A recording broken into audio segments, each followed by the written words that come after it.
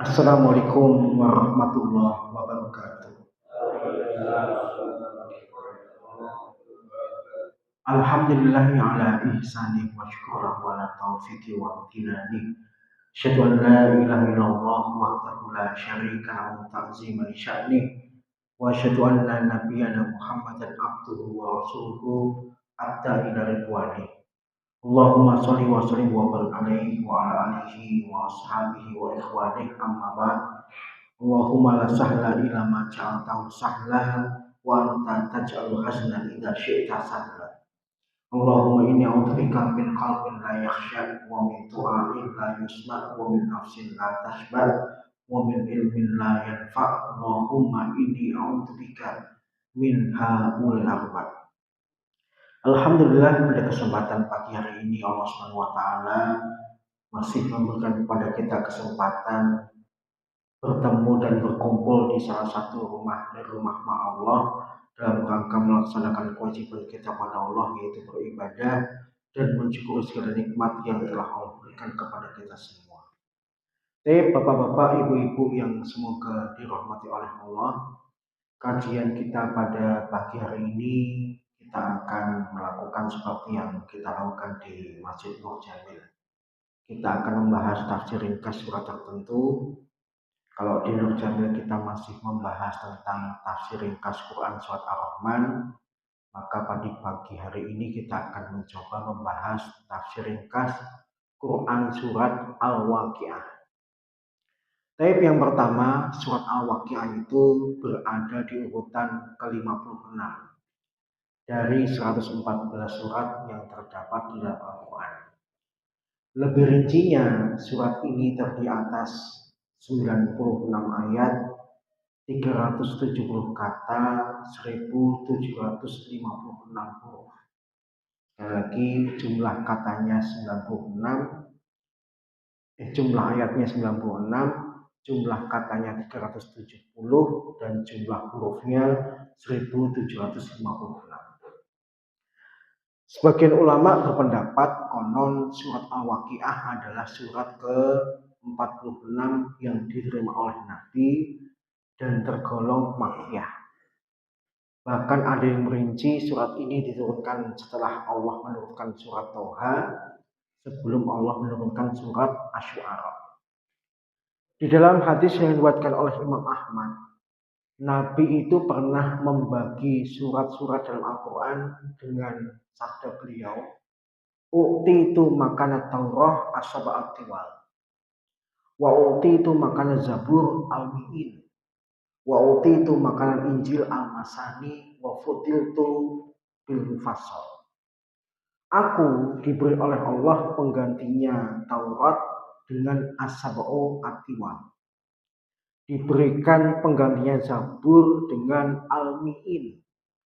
Diberikan penggantinya Injil dengan Al-Masani, dan aku diberikan keutamaan dengan Al-Mufassal. Di dalam hadis ini, Bapak Ibu menemukan beberapa istilah yang disampaikan oleh Nabi terkait Nabi membagi surat-surat dalam Al-Quran. Yang pertama, Nabi menyebutnya dengan as-sab'ut tiwal. 7 surat yang panjang. 7 surat yang panjang itu apa? Al-Baqarah, Ali Imran, An-Nisa, Al-Maidah, Al-An'am, Al-A'raf. Nah, yang ketujuh diperselisihkan. Ada yang mengatakan yang ketujuh itu Al-Anfal dan At-Taubah. Ada yang mengatakan surat Yunus. Jadi yang ketujuh, ada yang berpendapat surat ke-8 dan 9, ada yang berpendapat surat ke-10. Kemudian istilah kedua yang disebut oleh Nabi adalah Al-Mi'in. Al-Mi'in itu apa? Surat yang jumlah ayatnya sekitar 100-an. Misalnya surat apa, Pak? Al-Waqiah 96 gitu ya. Surat Hud itu berapa? 123 ayat. Yusuf 111 gitu ya. 100-an. Kemudian yang ketiga diistilahkan oleh Nabi dengan Al-Masani. Al-Masani itu apa? Surat yang jumlah ayatnya di bawah Al-Mi'in. di bawah 100. Misalnya surat Al-Hajj 78 ayat, Al-Waqiah 96 ayat. Dan kemudian Nabi menyebut yang terakhir, aku diberikan keutamaan dengan Al-Mufassal. Al-Mufassal sendiri oleh para ulama dibagi menjadi 3. Yang pertama, Tiwal Mufassal. Yang kedua, Ausatul Mufassal. Yang ketiga, Kisarul Mufassal. Yang pertama, Atwal Mufassal, yang paling panjang, yaitu dari surat Qaf sampai surat Al-Mursalat. Kemudian Ausatul Mufassal pertengahan dari surat An-Naba sampai surat Al-Lail. Dan Kisarul Mufassal yang paling pendek dari surat Duha sampai surat An-Nas. Ada yang hafal enggak? Saya ulangi ya. Nabi secara umum membagi surat-surat dalam Al-Quran itu menjadi 4 pembagian. Yang pertama, As-Sab'u At-Tiwal, 7 surat yang panjang. Yang kedua, Al-Mi'in, yang jumlah ayatnya sekitar 100-an. Yang ketiga, Al-Masani, jumlah ayatnya di bawah 100. Dan yang keempat, Mufassal. Mufassal dibagi oleh para ulama menjadi 3. Yang pertama, Atwal Mufassal, yang panjang-panjang. Dari surat Qaf sampai surat Al-Mursalat. Yang kedua, Ausatul Mufassal, pertengahan. Dari surat An-Naba sampai surat Al-Lail. Dan yang ketiga, Kisarul Mufassal, yang pendek. Dari surat Ad-Duha sampai surat An-Nas.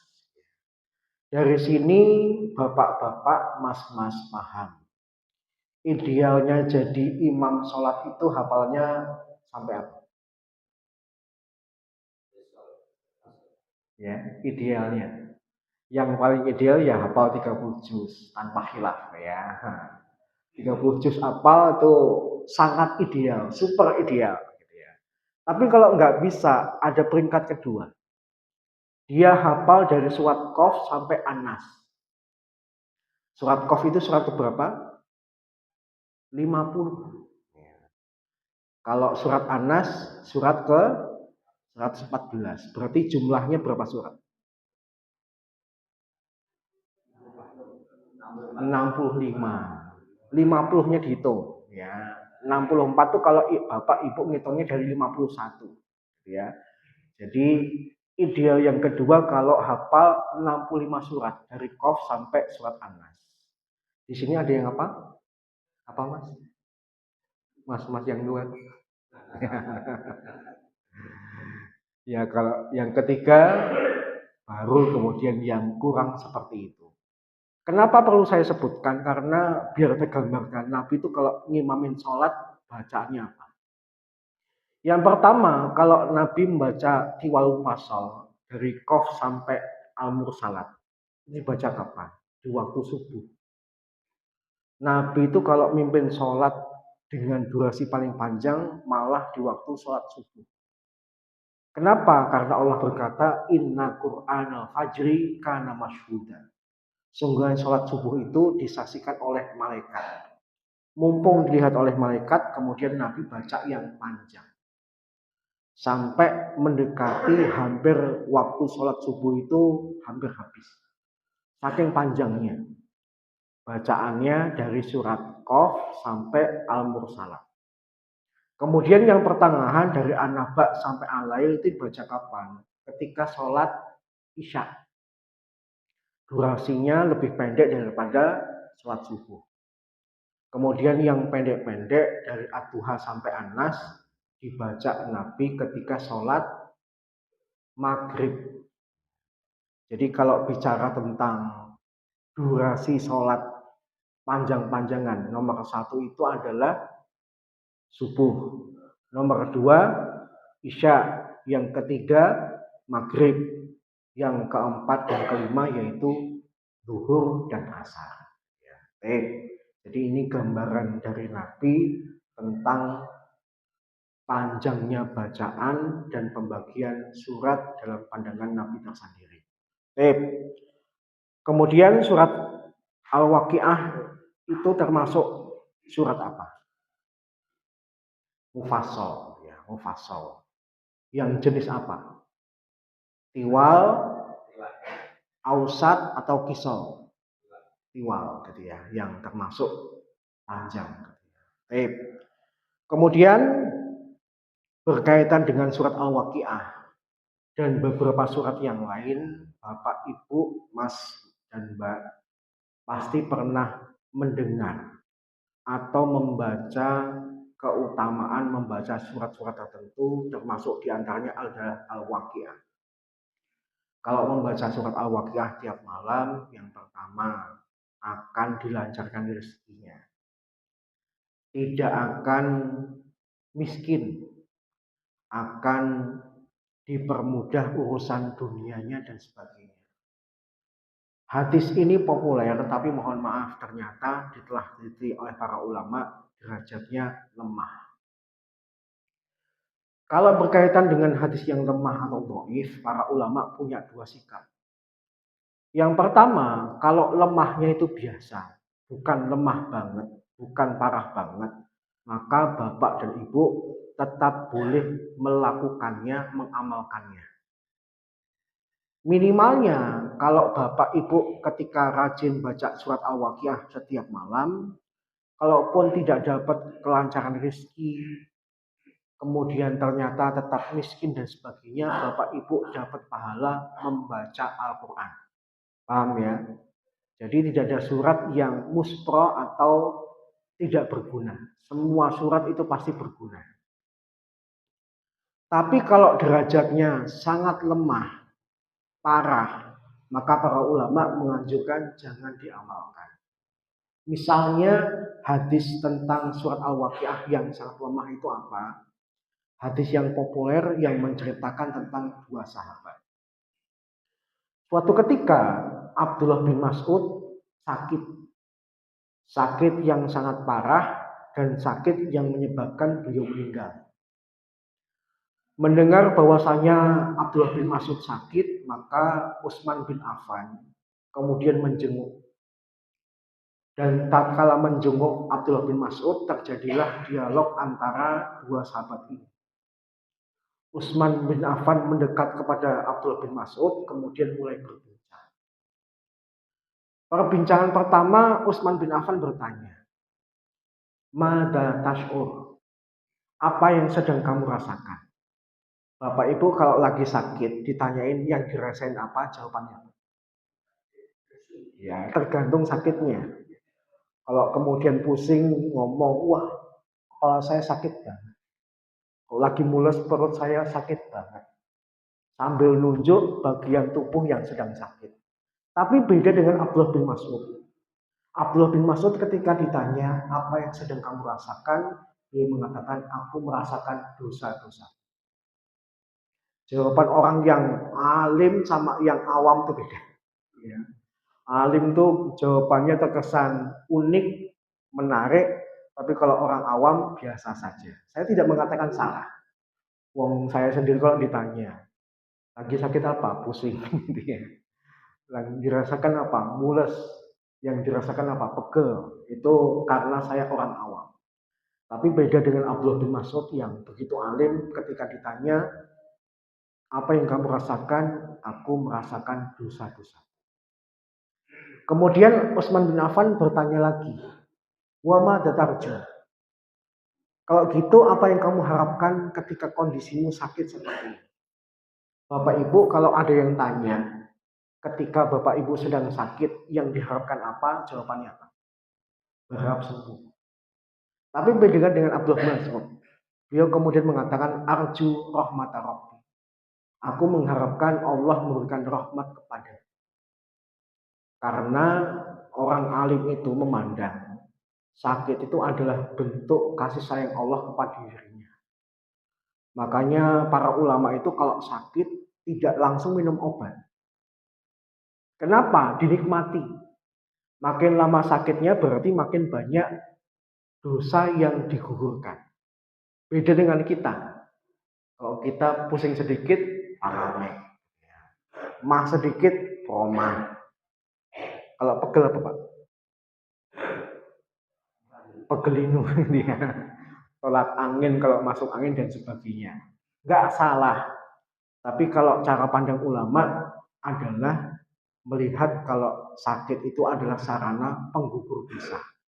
Makin lama sakitnya berarti dosanya yang digugurkan semakin banyak. Tapi kalau kita mengamalkan hadis Nabi, idza maritum fatadawaw. Kalau kalian sakit maka berobatlah. Ya, seperti kita beberapa pekan yang lalu ya, saya karofah ya. Beli obat sakit gigi kepada beliau gitu ya. Kenapa? Karena saya belum level tingkat alim gitu ya. Kita masih berada tingkat awal. Kemudian melihat kondisi Abdullah bin Mas'ud yang sudah parah. Utsman bin Affan tahu dengan kondisi sakit seperti ini biasanya orang hidupnya nggak lama, bakal cepat meninggal. Utsman bin Affan kemudian berkata, kamu kan punya anak perempuan yang banyak. Kamu khawatir nggak dengan kepergianmu atas nasib mereka? Nanti kalau kamu khawatir, tenang saja. Aku yang nanggung nafkah. Kemudian Abdul Mas'ud mengatakan, aku tidak khawatir sedikit pun atas nasib anak-anak perempuanku. Karena aku sudah mengajarkan mereka sebuah sabda Nabi. Apa sabda Nabi? Barang siapa yang membaca surat Al-Waqiah setiap malam, lam tusibhu faqatun abadan. Barang siapa yang membaca surat Al-Waqiah setiap malam, maka tidak akan ditimpa kemiskinan selamanya. Minimal Bapak Ibu pernah dengar hadis ini ya. Baca Al-Waqiah tidak akan miskin selamanya. Tapi mohon maaf, ini kategori hadis yang sangat parah, bahkan para ulama ada yang mengatakan hadis mungkar. Hadis mungkar itu apa? Hadis mungkar itu di bawahnya hadis palsu. Kalau hadis palsu itu isinya baik, tapi kalau hadis mungkar isinya terkesan kurang baik. Bahkan kalau diamalkan malah berdosa. Paham ya? Jadi sekali lagi saya tidak mematahkan amal Bapak dan Ibu yang setiap malam baca surat tertentu. Kalaupun misalnya hadisnya lemah, Bapak dan Ibu dapat pahala membaca Al-Quran. Dan barang siapa yang membaca Al-Quran pasti akan mendapatkan syafaat Al-Quran.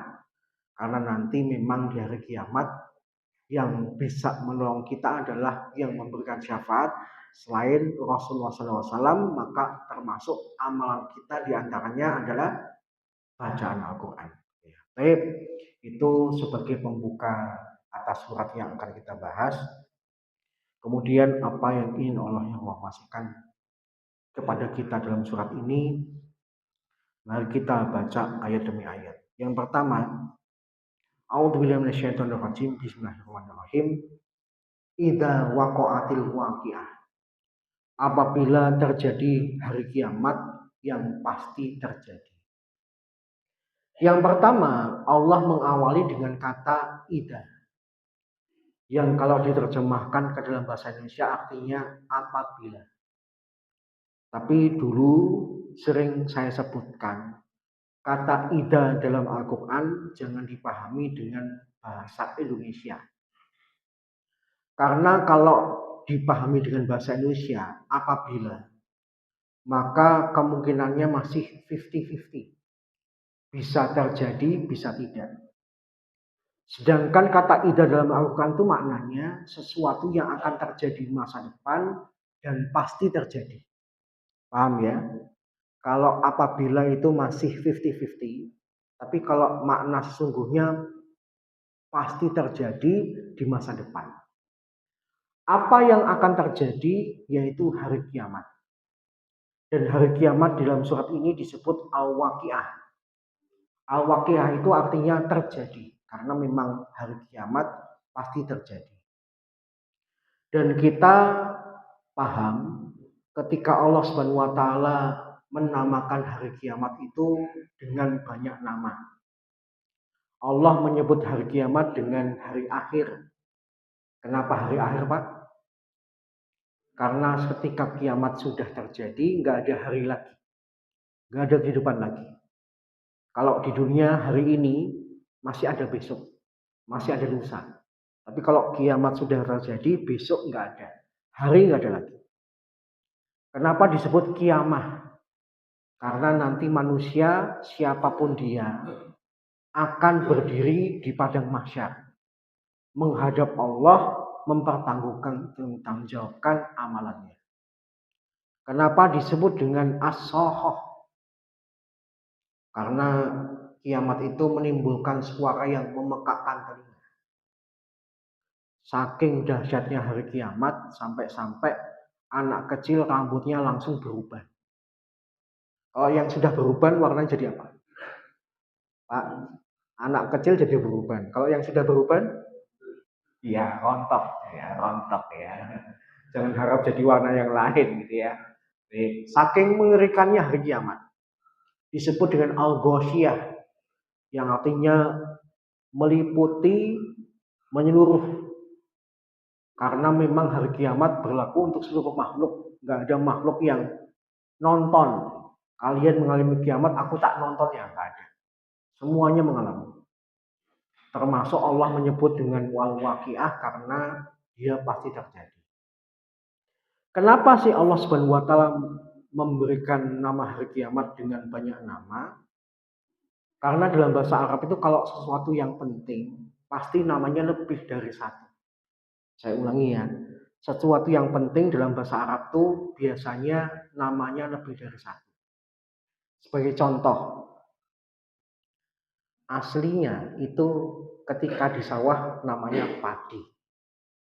Kalau sudah dilepas kulitnya namanya beras.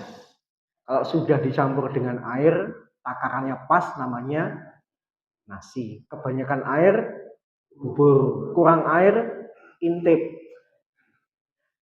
Beras dikasih kulit pisang, jadi lontong. Beras dikasih daun pandan, jadi ketupat. Jadi ya, sebenarnya bendanya satu. Tapi karena sangat penting, berubah sedikit namanya lain. Nah, kenapa Allah kasih nama as-sa'ah, hari akhir, kiamat, at-tomah, as-sohoh, dan sebagainya? Pertama, menunjukkan kiamat itu penting. Yang kedua, Allah ingin menunjukkan variasi kejadiannya. Jadi karena hari kiamat kejadiannya banyak, setiap kejadian itu Allah sebutkan namanya. Seperti tadi ketika kiamat terjadi suara yang memekakkan telinga, disebut dengan as-sohoh.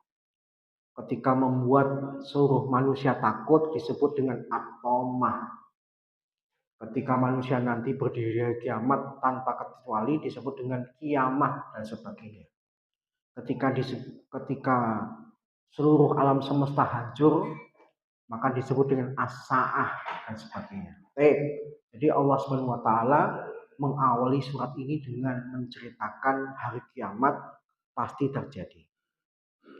Kemudian Allah melanjutkan laisa liwaqa'atiha kadhibah. Tidak ada seorang pun yang dapat mendustakan terjadi. Para ulama memiliki dua penafsiran. Yang pertama, kalau orang beriman pasti semuanya percaya dan yakin kalau kiamat itu pasti dan bakal terjadi. Kalaupun ada yang mendustakan orang kafir, nanti ketika orang kafir mendapati hari kiamat, yang dulunya mereka mendustakan tahu-tahu beriman. Tapi imannya orang kafir ketika hari kiamat sudah terjadi itu nggak berguna. Karena Nabi SAW pernah bersabda, Allah itu menerima taubatnya seorang hamba selama belum terjadi dua kejadian. Yang pertama, matahari terbit dari barat. Yang kedua, sebelum roh itu di kerongkongan. Maka kalau ingin beriman, ingin percaya, ingin bertobat, masih diterima kalau dua kejadian ini belum terjadi. Tapi kalau sudah terjadi, maka taubatnya seorang hamba, imannya seorang hamba tidak bakal diterima. Jadi siapapun orangnya, mau orang beriman atau orang kafir, ketika kiamat itu terjadi pasti percaya. Kemudian Allah melanjutkan dengan berkata, khafidatur rafi'ah. Ada yang direndahkan, ada yang ditinggikan. Ketika nanti hari kiamat terjadi, Bapak dan Ibu, hakikat kita itu nanti dibuka. Yang baik beneran bakal diangkat, yang buruk beneran bakal direndahkan. Kalau belum hari kiamat, kita bisa pura-pura. Kita tuh sebenarnya punya buruk, tapi kita tutup dengan kebaikan, orang memandang kita baik. Atau kebalikannya, dia orang baik, tapi cara pandang masyarakat menganggap dia buruk. Nah itu di dunia bisa tertipu. Kalau nanti hari kiamat, yang rendah bakal direndahkan, yang tinggi bakal ditinggikan. Karena Allah tidak bakal bisa ditipu, hari itu hakikat Bapak, Ibu, dan saya bakal dibuka. Sehingga orang yang mungkin direndahkan di dunia, kemungkinan bakal ditinggikan di hari kiamat, atau kebalikannya dulu dielulukan, kemudian direndahkan pada hari kiamat. Mohon maaf ya, saya itu kalau jagong sebenarnya senang-senang aja. Tapi kalau sudah jagong ada beberapa pemandangan yang membuat saya itu tidak suka. Yang pertama apa? Penyanyi dangdutnya. Paling mengganggu tuh. Kalau ada perempuan tanpa malu nyanyi di depan laki-laki yang bukan mahramnya, auratnya terbuka lagi. Ini udah parah. Mohon maaf, saya nyebut kampung istri saya, Sanggir. Saya itu pernah ngomong istri saya, gak mau jagong. Kalau nanti di jagongnya itu muncul banci. Ya kan? Sekarang tuh lagi ngetren banci. Entah jadi penyanyinya atau hiburannya. Atau bahkan MC-nya. Gak suka kalau ada pemandangan banci dalam jagong. Yang ketiga, ini yang paling bikin saya sebel. Among tamunya materialistis. Oh yang datang tamunya orang sugih, monggo. Bahkan kalau perlu sampai nunduk, monggo gitu ya. Karena sugih. Tapi kalau misalnya yang datang melarat, miskin, pura-pura nggak lihat, biar nyari tempat sendiri. Kalaupun misalnya kasihan nunjukin tempat, kayak orang menghina, karena misal wit, wah pohon, wal iyadzubillah, sama orang kayak munggu perlu sujud, tapi sama orang miskin direndahkan banget. Ingat ayat ini, tolong diingat ke memori Bapak dan Ibu. Satu ayat saja ini. Khafidatur rafi'ah. Nanti Allah akan menjadikan yang rendah itu rendah, yang tinggi itu tinggi. Ini siapa nih yang matre, acung.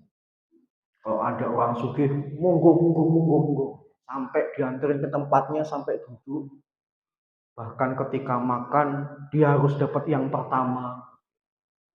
Tapi kalau kemudian yang tamunya miskin, wah, waliyatubillah, dilihat aja enggak dapat makan urusan kamu. Ada di sini. Moga-moga segera punah. Khafidatur rafi'ah. Cuma 2 kata saja saya minta kepada Bapak dan Ibu, ingat-ingat. Cara pandang Allah nanti bisa menghina orang yang patut dihinakan. Allah nanti bisa memuliakan yang patut dimuliakan. Belum tentu orang miskin itu hina. Dan belum tentu orang kaya itu mulia. Khafidatur rafi'ah. Allah nggak mungkin materi. Allah nggak peduli dengan penampilanmu, kekayaanmu. Kalau takwa ku tinggikan, kalau kemudian tidak takwa ku rendahkan. Meskipun kamu di dunia dulu dimuliakan manusia, atau kebalikannya ketika kamu di dunia dulu direndahkan manusia, ku tinggikan sekarang. Karena kamu adalah orang yang bertakwa. Ya, ingat-ingat ya. Khafidatur rafi'ah. Jadi orang muslim itu ketika bersikap, hilangkan materialistis. Orang kaya aja diingat-ingat, orang miskin dilupakan. Kalau kita jujur ya, kalau kita kena musibah, yang datang pertama kali itu siapa? Yang miskin. Sakit yang paling rajin jenguk ya yang miskin. Bahkan yang paling ekstrim, yang gali kuburan itu yang rumahnya mewah atau yang rumahnya pas-pasan. Orang yang kaya pernah nggak gali kubur? Punya komplek kuburan mungkin. Tapi kalau gali kubur sampai berpeluh-peluh keringetan, sampai bajunya kotor dengan tanah apalagi musim hujan, kena lumpur, itu tetangga kita yang kaya atau yang miskin? Miskin. Yang cepat masuk surga yang kaya atau yang miskin? Nah, kenapa kemudian gaya pandang kita malah yang kaya dimuliakan? Kalau pandang Allah, cara pandang Allah berbeda. Paham ya? Saya tidak melarang orang jadi kaya. Tapi jangan sampai ketika ada orang kaya, cara pandang kita itu berubah. Memandang dia adalah semulia-mulianya manusia. Pernah di zaman Rasulullah, diabadikan oleh Ibnu Majah dalam kitab Sahihnya. Nabi berkumpul dengan para sahabat, kemudian tatkala sudah kumpul, ada seorang laki-laki lewat, kemudian Nabi tanya kepada para sahabat, menurut kalian laki-laki itu tadi gimana? Kemudian para sahabat menjawab, wah dia itu orang yang mulia. Dia itu kalau melamar pasti gak ada yang nolak. Dia kalau minta tolong pasti ditolong. Kemudian Nabi diam. Tidak lama lewatlah orang yang kedua.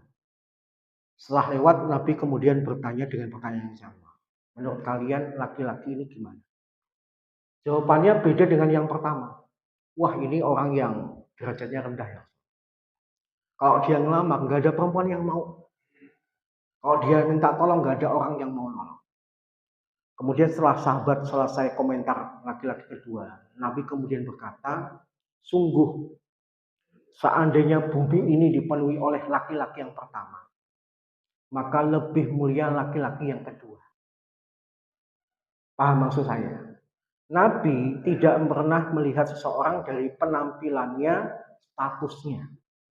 Tapi yang dilihat apanya? Ketakwaannya, ketaatannya kepada Allah Subhanahu wa taala. Di dalam Sahih Bukhari ada riwayat, ada seorang budak perempuan yang kulitnya hitam, yang hobinya itu nyapu Masjid Nabawi. Suatu ketika Nabi tidak mendapatkan wanita tersebut, kemudian bertanya, mana perempuan yang suka nyapu di masjid? Kok hari ini aku nggak lihat? Kemudian para sahabat mengatakan, karena perempuan ini adalah budak, udah budak hitam lagi. Kemudian jawaban mereka seakan-akan merendahkan. Kot matat, udah mati ya Rasul. Lafalnya matat, bukan tufian. Mati, bukan wafat. Lebih halus yang mana? Wafat. Tapi karena merendahkan, matat, mati, udah mati. Kemudian ka'annahum sogor amroha. Seakan-akan para sahabat itu merendahkan kegiatan nyapunya perempuan ini. Maka Rasulullah SAW menunjukkan ekspresi marah, kemudian beliau berkata, dulu nih ala kuburnya. Tunjukkan kepadaku mana kuburannya. Saya akan sholat jenazah di atas kuburannya. Kemudian para sahabat menunjukkannya, kemudian Rasulullah sholat di atas kuburan wanita tersebut. Setelah sholat, Nabi mengatakan, sungguh penduduk kuburan ini semuanya sedang mendapatkan siksa. Kalau bukan atas doaku, mereka tidak akan berhenti disiksa. Berarti Rasulullah SAW menunjukkan sikap yang beda dengan para sahabat. Yang memandang seseorang cuma dengan berdasarkan fisik dianggap rendah, kalau kemudian penampilannya bagus dianggap tinggi. Tapi gara-gara Rasulullah sholat di kuburannya perempuan ini, hasilnya apa? Jenazah perempuan ini dan seluruh jenazah di tempat yang sama berhenti dapat siksa dalam kubur. Menunjukkan apa? Berarti perempuan ini punya kedudukan yang tinggi bagi Rasulullah. Yang kebanyakan manusia mungkin cara pandangnya masih seperti para sahabat. Udah hitam, budak, hidup. Wah, ya tuh bilang gitu ya. Tapi kalau kemudian yang penampilannya bagus, wah kemudian dielulukan. Sekali lagi, hilangkan cara pandang materialistis. Kalau bapak ibu ngaku sebagai mukmin dan mukminah. Ayatnya apa Pak? Bu? Lafalnya apa? Khafidatur rafi'ah. Cuma dua kata saja, tapi moga-moga menjadi moto hidup dan cara pandang yang benar. Baik. Kemudian Allah Subhanahu wa taala kembali melanjutkan tentang kejadian hari kiamat. Allah berkata, "Idza rujjatil ardu rajja." Apabila bumi digoncang dengan sedahsyat-dahsyatnya. Rajja itu adalah goncangan yang menimbulkan bunyi atau suara. Kadang-kadang ada goncangan yang tidak berbunyi. Tapi kalau goncangannya sampai menimbulkan bunyi, itu namanya rajja. Nanti ketika hari kiamat, bumi ini bukan cuma digoncang, saking dahsyatnya goncangannya menimbulkan suara, bunyi yang keras. Saya pernah bertanya kepada teman saya yang di Jogja. Ketika tahun 2006 terjadi gempa Jogja. Dia bilang, wah pas gempa Jogja itu gempanya itu bukan cuma goyang, tapi ada suaranya. Saya juga punya teman dari Lombok yang dulu pernah ada gempa Lombok, ya kemudian juga cerita yang sama. Dulu ketika gempa bukan cuma goyang buminya, tapi timbul suara. Kalau sebelum hari kiamat suaranya sifatnya lokal, tapi kalau nanti ketika hari kiamat universal. Dari ujung bumi paling atas sampai ujung bumi paling bawah, kanan, kiri, barat, timur, semuanya keluarin bunyi. Kenapa? Karena guncangannya begitu dahsyat. Bukan hanya satu tempat, tapi seluruh bumi itu mengalami gempa. Kemudian Allah gambarkan juga wabus syatil jibalu basa. Dan ketika gunung dihancurkan dengan sehancur-hancurnya. Basa itu apa? Basa itu artinya menghancurkan biji tepung sampai kemudian menjadi tepung dan halus sehalus-halusnya. Di Arab itu ada makanan namanya basisah. Basisah itu bahannya cuma dua. Pertama tepung, kedua air, sama yang ketiga dicampur minyak. Bapak Ibu pernah makan adonan terigu capcay yang cuma dicampur air, kemudian nanti digoreng dengan minyak, nah itu namanya bahasa Arab basisah. Allah menggambarkan gunung di hari kiamat nanti hancurnya seperti tepung. Tepung itu halus nggak? Bahkan lebih halus daripada pasir. Pasir itu kalau kita pegang masih ada bentuknya. Tapi kalau pasir, kalau tepung itu halus banget. Saya pernah ditanya, kenapa sih ketika bicara hari kiamat Allah sering menyebut gunung? Jawaban para ulama tafsir adalah karena gunung itu adalah makhluk yang terkesan gak berubah. Baru nanti berubah ketika di hari kiamat.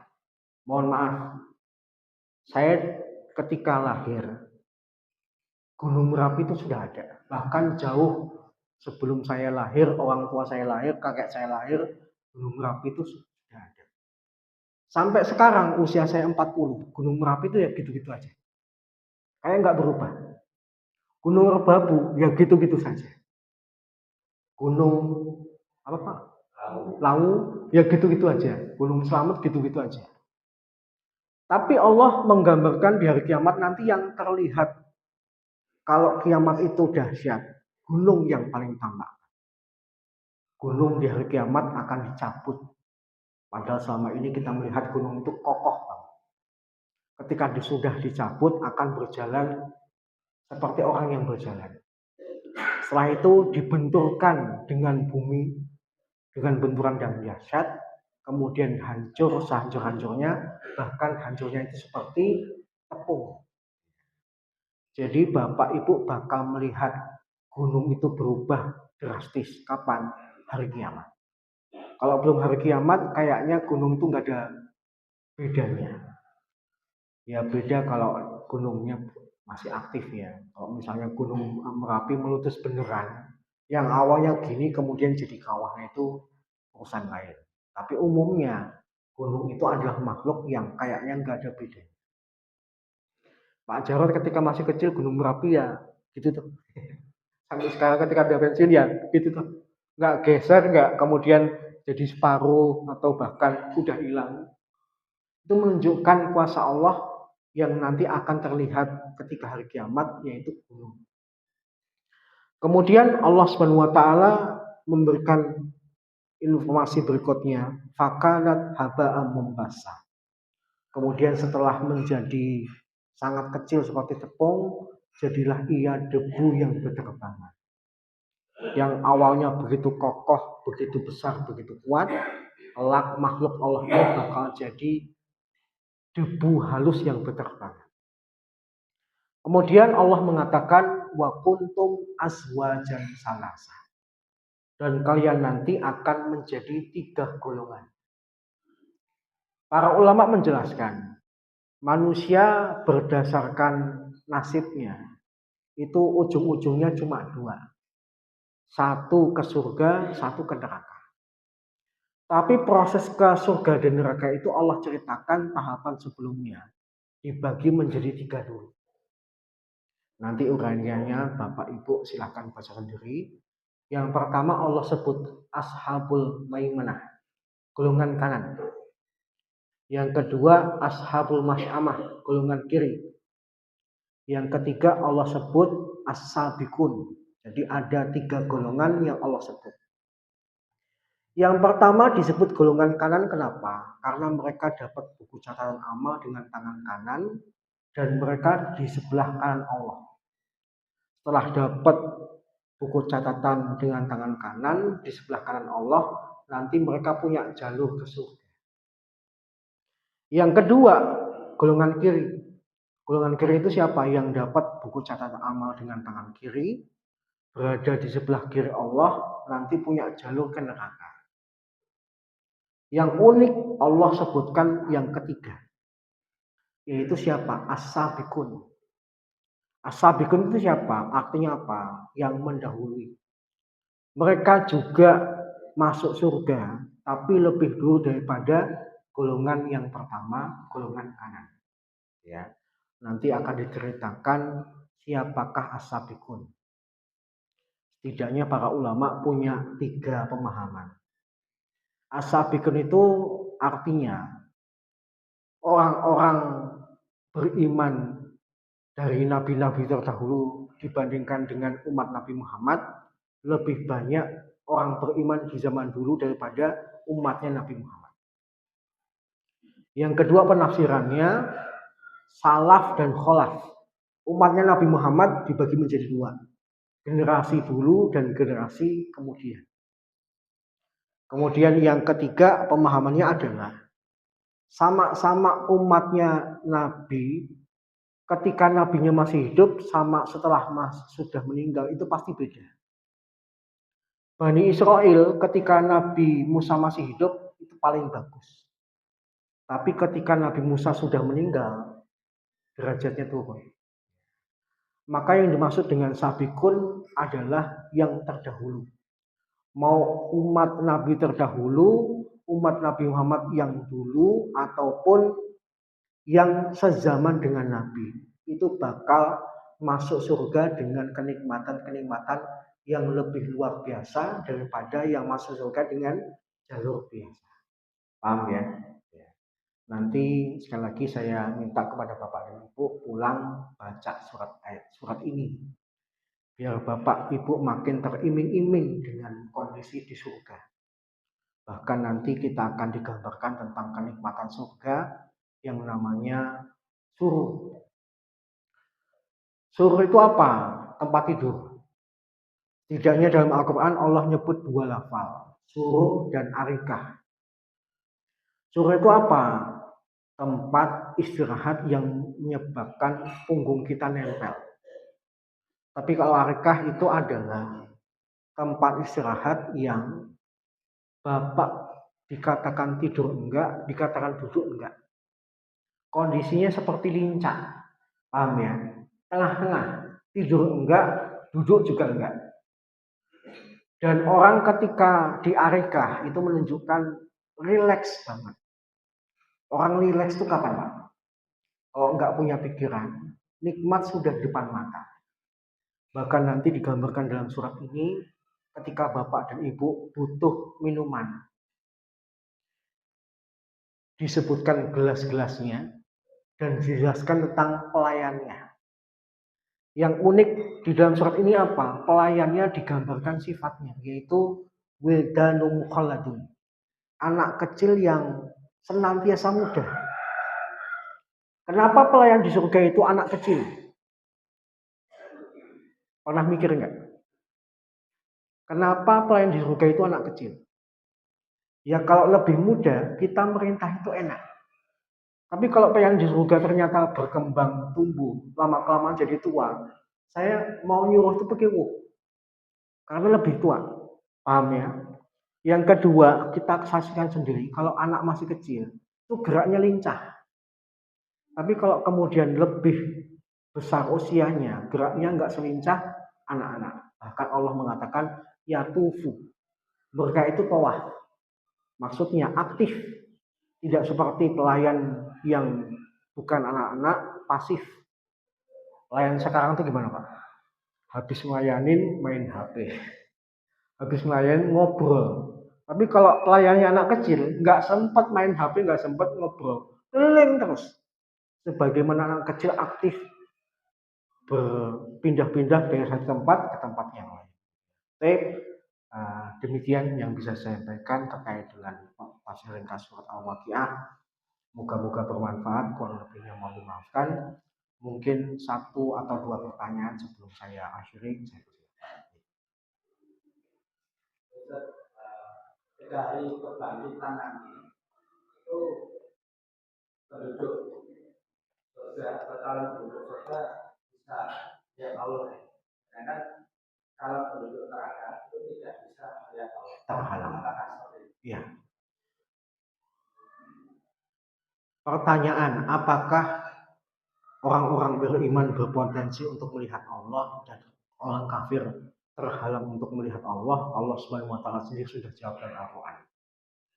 Allah berkata, wujuhu yauma idzin nadhirah ila rabbiha nadhirah.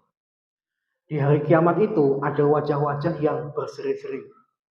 Kenapa ada wajah yang berseri-seri? Karena mereka mampu melihat Rabbnya. Jadi dalam keyakinan akidah Ahlussunnah wal Jamaah diakui bahwasanya orang beriman bakal bisa melihat Allah.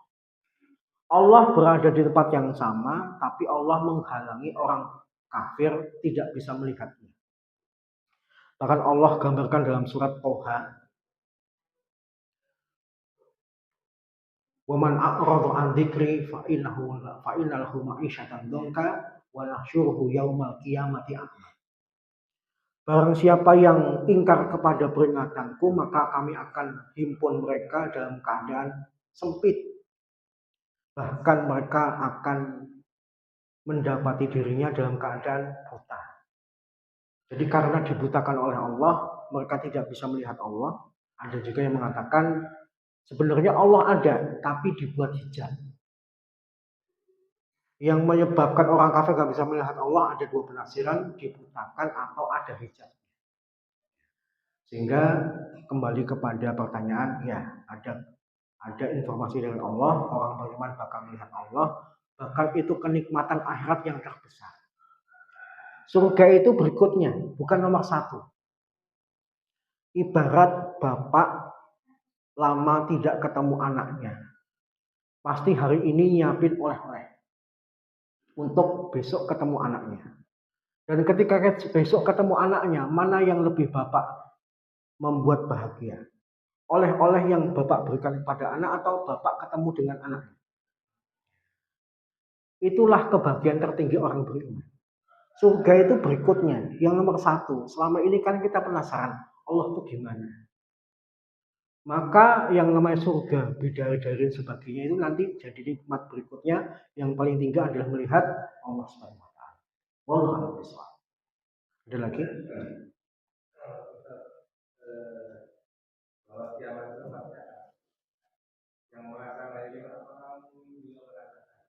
Siapa? Oh, ya.